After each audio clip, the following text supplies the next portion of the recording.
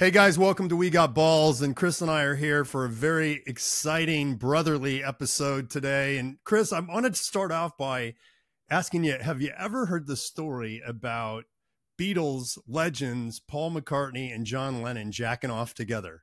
No, I have not, and I'm really interested. Okay, so you better stick around. We'll be right back to dive right into that on our episode on helping a brother out. Teaser. Welcome to We Got Balls, real, raw, masculine sex talk with Chris Inman and Scott Cohn. Here we go. Okay, welcome back to We Got Balls, guys. And today we are talking about the subject of helping a brother out, giving a brother a hand, giving a bro jobs, bro baiting. You're getting a little personal. You're saying that I need another guy to touch my penis, or are you just saying I need to have the environment where we can both masturbate together? What are you talking about? It may be both. Okay.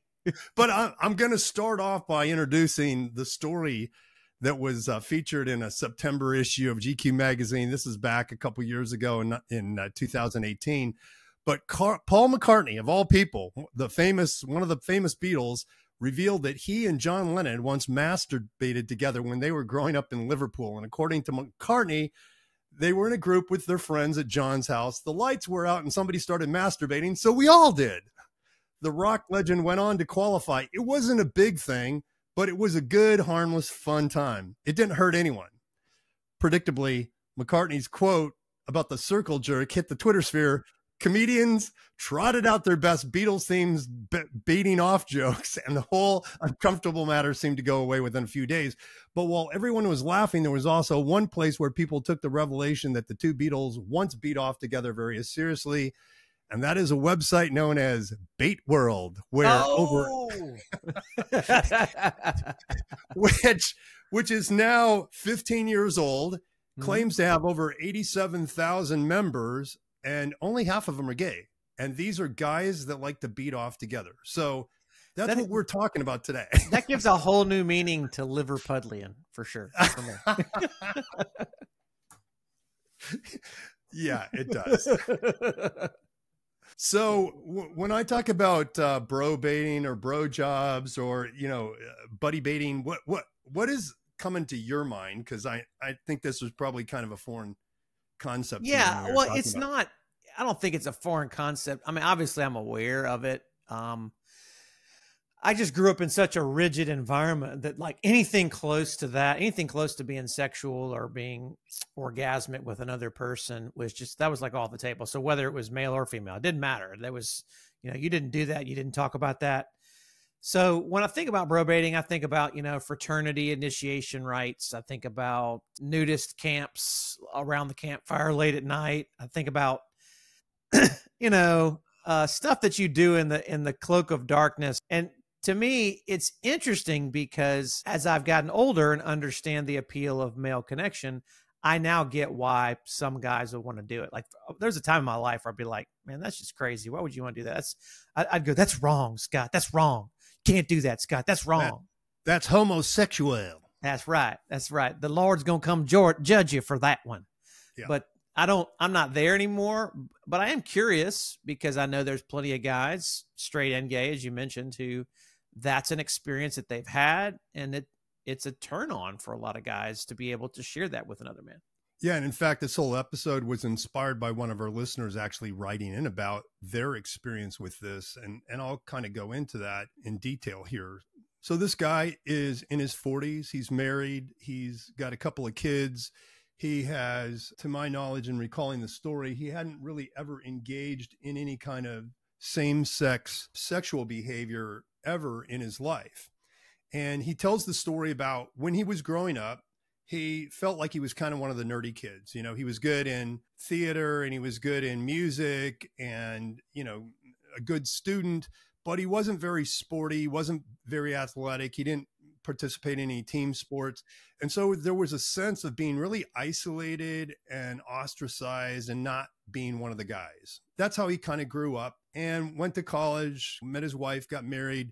and just started doing life. And he gets to his early 40s and he said, I started to realize I was just kind of sitting around at the end of my day, watching TV, eating chips, drinking sugary drinks. And he goes, I started to gain a lot of weight and I started to feel really bad about myself. But my wife and I had a great relationship. We had a great sex life, but my own personal sense of who I was as a man was really flagging. And so he said, I began to join some Facebook fitness groups and I was serious about dropping some weight. And over the next couple of years, this guy really worked on losing weight, building his muscles, and really improving his physique. And so over time, what happened is in the first kind of fitness community he was a part of, it was really helpful. And then somebody else suggested another one to him, and they would post shirtless progress pictures, which is very common in fitness sites. Like, here's where I'm starting. I'm 25% body fat, and my goal is to get down to 15 and build this much muscle mass. So Scott, I'm curious. I want to develop the story, but I want to stop for just a second. And it sounds like a mutual admiration society. Like, hey, I've put the work in, I've done the things I need to do to look good, and I've made myself better. And so I'm curious how that ties into the mutual masturbation business. Well, so you start posting pictures of your progress to get affirmation and encouragement from other guys, right? And you start looking good. And so you start to get comments like, dude, really nice pecs or nice arms or nice abs. I can see your ab definition. And the conversations go from encouragement to becoming kind of more intimate and wanting more detail. Like, can you pull your shorts down? What's your penis look like? And he talked about how this progression started to come, and he found himself doing things that he'd never done before in his, mid 40s, sending pictures of his penis, even masturbating with other guys online. And he talked about how shameful that he felt doing that activity that he'd never done before. And he would stop doing it. He would remove his accounts. And then after months, he would go back to it and repeat it again. And this cycle has continued. And so it was a very vulnerable revelation of this really surprising thing that came up in his life that was such a struggle for him. And I said, we've been wanting to do an episode on this because my suspicion is this is a bigger issue for a lot of guys than most people realize. And I started diving into the research on it. And sure enough, there's a lot here to talk about, I think, in terms of what does it mean to be kind of a man connected with other men in today's environment? How does that relate to masturbating together or sexuality? How does it relate to the stories that we have about feeling like we belong or we don't belong growing up, or maybe some experiences that we had as children that we're looking to go back and repeat because they gave us a real sense of connection.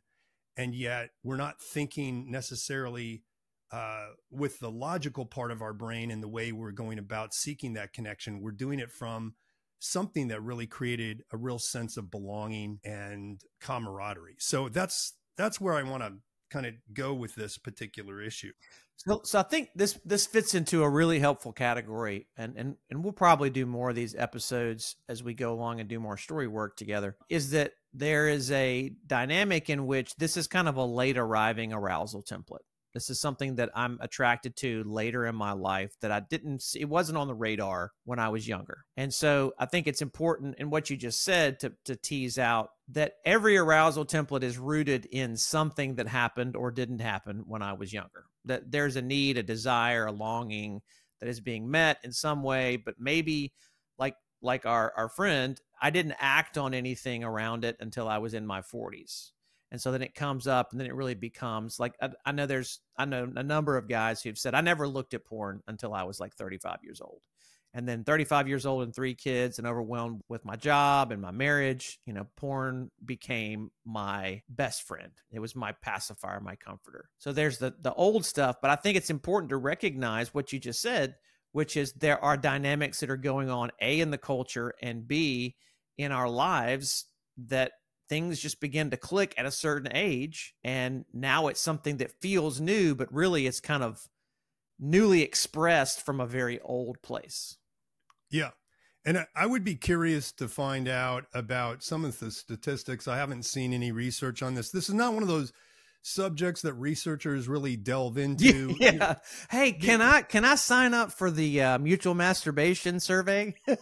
Could we? We're looking for straight guys who like to masturbate with each other, and wondered if you'd be open for our survey here in the mall. Although, what was the survey we talked about some time ago where they were doing sex research and they had a bunch of people in the room with the lights off? Oh yeah, that was in A Billion Wicked Thoughts. Yeah, Like, it was in A Billion Wicked Thoughts. Yeah. if you had a room full of 1,000 guys and turned the Yeah. lights off and would ask them, would you So in fact, I'm going to read to you.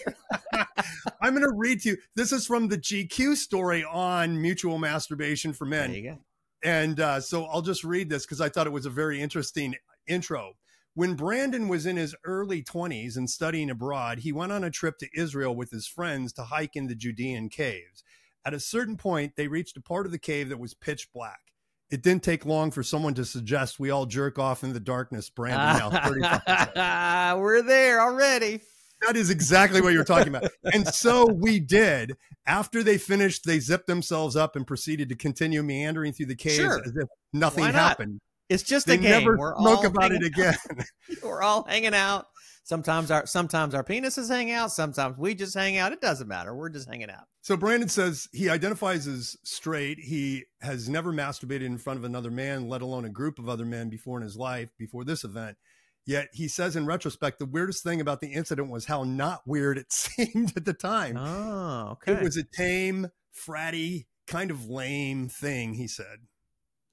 Now, yeah, so that's, oh man, there's so much in that I'm curious about is that this is just what boys do. You know, we play with our penises and sometimes we do that together.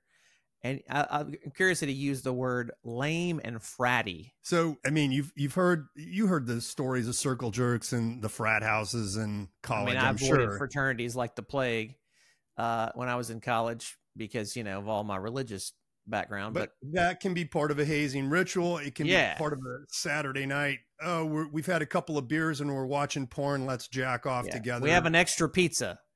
And you get to finish the last slice. Put it in the middle of the room, and whoever comes last has to eat it. But you can, by the way we're joking about it, you can tell that there's a bit of awkwardness and discomfort around this subject because, but guys are doing this. So here's the data on this is in the Height report, which this was published way back in 1981. Sexologist Sherry Height reported that about 20% of men had engaged in group masturbation during adolescence. We know it's common for teenage boys to teach each other how to masturbate as well as do it together at times or do it together at times. I've seen research suggesting that it's as high as 50% of men will admit to masturbating with friends, not masturbating them, but masturbating in the presence of other guys. In the presence of other guys at some point in their growing up years, whether it's middle school, high school, college. But here's the interesting thing. Like when you look at Bait World, the statistics on Bait World in terms of their membership is 50% of the men identify as gay, 30% as bi, 10% as straight, 5% as wouldn't say, and 4% are solo sexuals. So there's a big percentage of guys who don't identify in kind of the traditional gay, same-sex attracted category that are still participating in this kind of, you can either masturbate with guys online or you can find places to meet up. And every major city in the United States has jacking off clubs now. So you pay a membership, you go, you may meet at an art museum, you know, they've got the lights dimmed low and canvas on all the furniture, and guys come in. Wait, it's a black light? Oh, we're going black light already. Okay. No, it's not black. We're making our own Jackson Pollock paintings. But so this is, for example, this one jack off club in Seattle that was in some of the information that I was looking at, the Rain City Jacks, they call it. Their annual survey asks members, you know, what's your identification? So they have 300 members in this club in Seattle. 10% identify as straight. So it's about the same number, you know, somewhere in there as the same number as the biggest online site for this. So it's not like this is a really an outlier behavior. It seems to be. And then incidentally, in the same kind of 2-week time period where this guy sent me this text, I had another friend that was texting me about the same kind of thing that had happened on a fitness site where he was getting into fitness. He was working out for the first time in his life. He met this other guy. They started talking. Then they started talking about growing up. They're both Christians, and they started talking. And the older guy talked about how he, as a teenager, would go out with guys in his youth group out in the woods. They would jack off together, not each other, but jack off together. And it was always a very bonding, fulfilling time. He doesn't feel a lot of shame about it. And my friend, who is in his 40s, again, said, I really want to do this. It's interesting because both of the confluence of these two guys reaching out, you know, from a very traditional Christian or religious background, not having had these experiences growing up, and yet encountering them in midlife and kind of going, I feel like I missed out on something. What do you think that might have been, Scott? What are they feeling that they missed out on? Well, from both of these guys' stories, and you don't want to generalize an individual person's story to create kind of this is how it always is. But there's no template for this. We're just giving particular examples of what might have happened in these. Yeah, that's right, and that's important. It's important to highlight that point. But both of these guys did not grow up sporty, so they're not playing team sports. Both of them went to religious kind of school situations or were deeply involved in their religious setting growing up. So it's typical in those settings where you're not doing team sports and you're not going to kind of a public setting. You're not engaged with changing in the locker room with other guys, sharing with other guys, any of that kind of activity. And so they felt like they missed out on a part of life that other guys, you know, when they start talking about it, it creates a wistfulness. It creates a longing like, man, I wish I could be a part of that. And part of that, how a lot of guys bonded in their teenage years, as we've seen, is by masturbating together. It's a common activity. And so I think it's about belonging. Okay. In that belonging, there's some other elements as well, though. There's play. And we talked about the importance of play. I'm an athlete. I'm on a team. We compete together. Most athletics are very physical and involve touch, whether it's, you know, forceful touch or not. And yet there's also the shared experience of going to the locker room or changing and go to being in the bathroom together. And there's some vulnerability there. I remember when I was a freshman, a high school football player, first time I went into the varsity locker room and had to change clothes in front of the 18-year-olds, and I was 14. There was a bit of a thrill to it. It was like, oh, wow, this is me being a part of a club. I belong in this place. You're talking about guys who maybe missed out on that because of their lack of interest or giftedness or circumstances in their households where they didn't feel very athletic or sporty in their lives.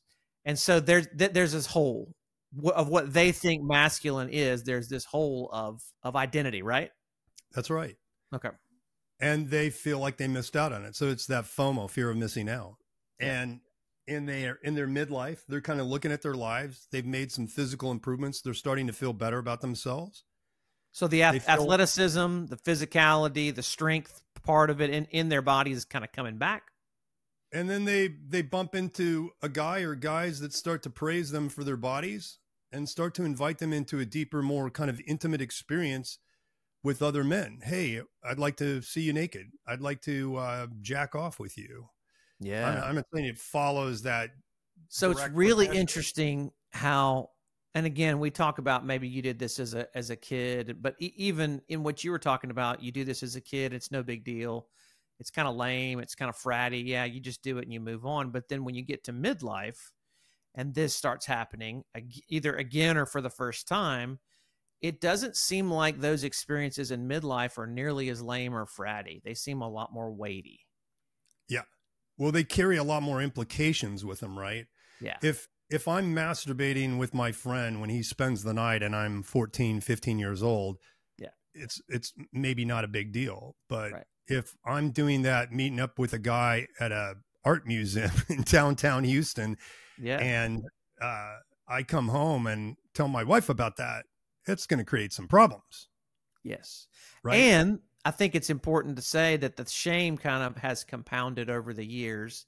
I'm dealing with shame on one level by getting fit and taking care of my body, but there's still a low hum, a buzz of shame that's in me about not being enough, not being enough of a man.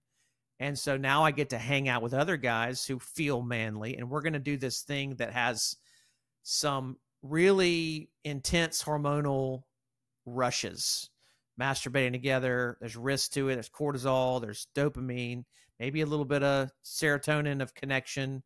You know, those are all there in that mutual experience of bro-baiting. And yet, what you just said, there's consequences if I share this in my present day environment.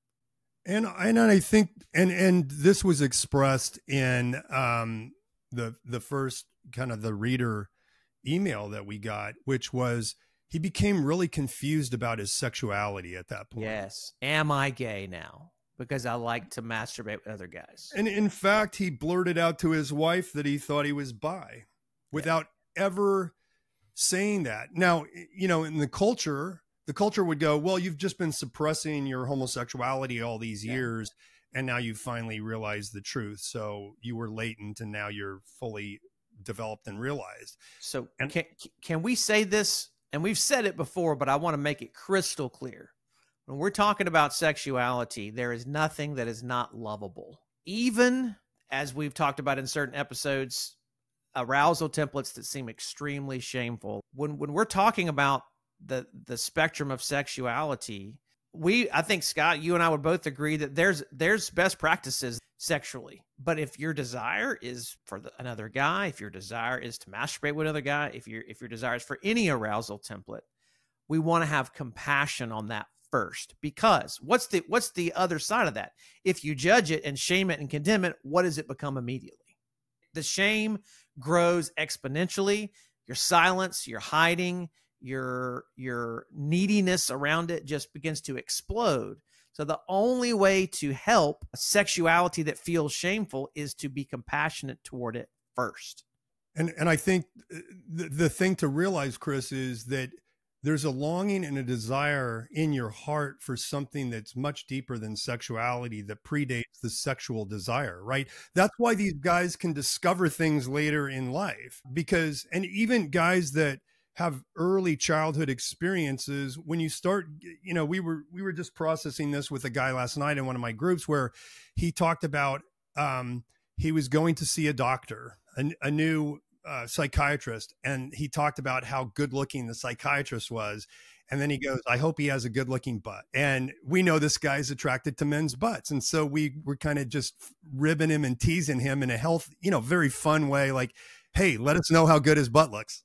And so in group last night, we're like, well, how was the psychiatrist visit? And, you know, he starts talking about how he felt shame about being aroused by this guy's physical presence, his face, his body, his butt. And I said, let me just ask you a couple questions, if I may. Do you think there's anything wrong with you being drawn to a man because he's good looking? No. Do you think there's anything wrong with you being drawn to a man because he's got a great physique? Maybe he's got a really muscular rear end or muscular legs or arms? No. I said, well, where in that process of talking about what is about this guy that makes you come alive, where do you start to feel shame? And he goes, when I start to think about his butt. And I'm like, are you imagining having sex with him? No. So when did you first begin to feel shame about appreciating beauty in your life? Because there was a clear distinction in his mind where he crossed over from wholesome arousal, like, oh, you're just appreciation of beauty. This is a good looking dude. I'm glad to behold him. But he wasn't really clear about when that switch flipped on in his mind that this is becoming lustful. And I'm like, well, you're not imagining having sex with the guy, you're appreciating his muscles.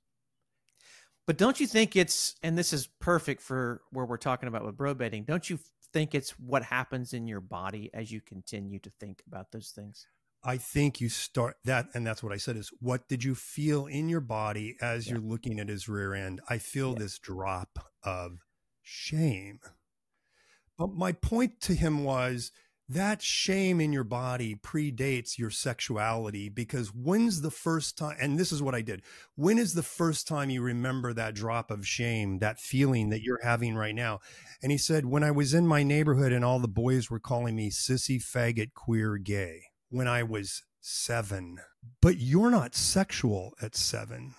So the shame was being wired into his identity as a man before it ever became a sexual thing. And I have to think that in all of these stories, where whether it's behavior that I engaged in as a teenager with other guys sexually, or whether it's stuff that emerges later in my life and it catches me completely off guard, and I'm like, what's wrong with me?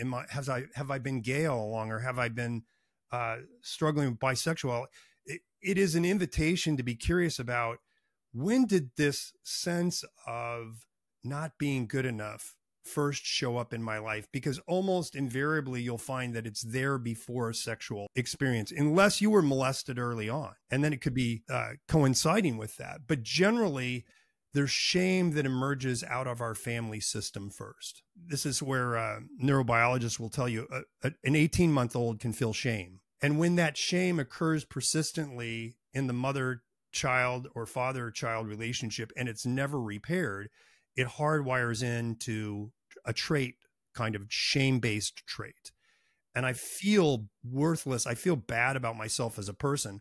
Later on, when I begin to engage in sexuality, all of that shame now fuses to my sexual template. And I begin to feel shame, not only about who I am, but about my sexuality, about how I experience arousal and desire. And so I think that's what's at play in a lot of this. Is you can hear that even in the stories that we shared in a lot of, except for this, this intro where Paul McCartney and John Lennon are beating off together, or the guys in the cave in the Judean wilderness. It didn't sound like there was a lot of shame embedded in that. So that begs the question, Scott, is bro-baiting right or wrong? I think it depends on well, is it a normal, common developmental experience? Let's put it in those terms. I think it is. Does that make it right or wrong? I think it depends on the context. Does it intensify your shame and your sense of worthlessness? It's not going to be healthy then if you do it. Well, and I would go even further and say whether it's right or wrong is not the issue. What it's bringing up in you when you desire it or experience it or not is the issue. And that the real issue is, I mean, the reason that Paul McCartney and John Lennon didn't have any shame over it is because they were teenagers and they were about to sleep with half of the Western world when they became the Beatles. That's the least of their shame. Yeah. I mean, or the guys in the cave, it's completely dark. They're all doing something. There's the titillation of doing it at the same time, but nobody's consuming can't see anybody else. Right. Yeah. So there's circumstances that, again, if you try to put it in a right or wrong lens, you're missing the point. The point is what's happening in your body. What are the things that it connects to or causes you to disconnect from to engage in it? And that's why, we haven't taken a position on whether masturbation is right or wrong in this conversation, because there's a lot of different circumstances. And for a lot of guys, masturbation takes them down a very dark road. And obviously masturbating with other people would take them down a very dark road. For other guys, there's circumstances in which that can be a healthy release. So we're not going to put a stamp on it, but what we are going to say is it invites the question. What is the question for you where you feel like this is really right or really wrong for you? If it's either of those extremes, get curious about your story. And if this is something that's a part of your arousal template, or it's one of those things that you've just kind of stumbled on and it's surprising you and you have this fear of missing out, our invitation would be ask those questions. Like, what would it do for you if you were to masturbate with other guys? How does that help you? How's it serving you? What are the potential downsides of doing that? Like, if you're married, can you go back and share that with your wife? I think is a question to ask. And then I think the other question to ask is, what's the deep longing of my heart beneath the desire to do this? Like, what am I really looking for here? So I think that question, what do you really want, is super important, because a lot of times we think we want this, when in reality, what I really want is I want to belong, right? Or I want to be a man.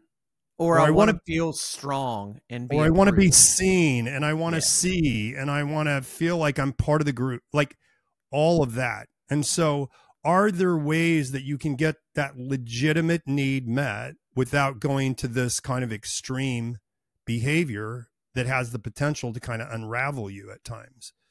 And I think it's important to say that bro baiting could become a slippery slope. There is, and we're not afraid of slippery slopes. We just want to pay attention to them when they're happening, because there's plenty of guys that they start at this point and they go way off the map and then they come back, and we want to walk with them on the whole journey.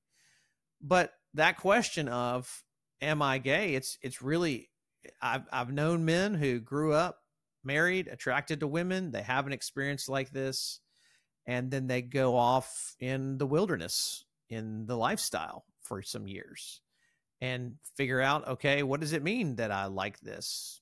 And it causes in them, it's a necessary learning process for them, but definitely it causes a lot of heartache and pain. Yeah. And sometimes those guys never come back. And sometimes those guys go, you know what? I lived this way for 10 years. It's not what I really want at the end of the journey. So be true to yourself, guys, in a way that feels kind and compassionate, because as nebulous, I know some of you are listening to this and you're going, Scott, Chris, what does the Bible say? Blah, blah. Guess what it says about bro baiting, guys? Nothing. So I don't know what to tell you. You can take some stuff and proof text it if you want, but the invitation is to take care of yourself and to be kind to others.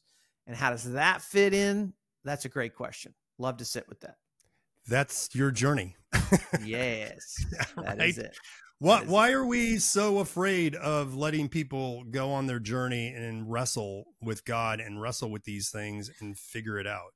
Because I'm afraid, Scott. Because I'm afraid. I'm afraid of what I'll do. I'm afraid of what they will do. It's literally a lack of the ability to believe and trust that there is a journey that each person must take and that they can find it. Well, so there we go. Our episode on bro baiting, our first episode on bro baiting. I'm sure it won't be our first. We're going to make a series. We're going to turn this into the bro baiting podcast. Instead of the We Got Balls, it's going to be the We Got Bros. I think we'll probably get some response on this one. Maybe. We'll see. Love to engage it in all the platforms. You can leave us a comment on YouTube. You can send us your questions and comments to wegotballs00@gmail.com. You can show up Fridays at 11 Central for our We Got Balls live on YouTube. Any way you want to connect with us, and you want to continue to stay in the loop, because there's going to be a lot of fun stuff coming down both virtually and in person, where you can connect and continue to belong. I think that's the interesting part about this podcast, Scott, is that when we see guys out in real life, I get a lot of, and you do too's. I get, I guess I'm like, how did that become the catchphrase? So we got balls and you do too. And I was like, it's okay. So you want to belong. We're with you. That's awesome. Well, thanks for joining us, guys. Join us again next time on We Got Balls. And you do too. Take care. Bye. Don't forget to subscribe for more episodes. You can connect with Chris and with Scott at successfulmen.com.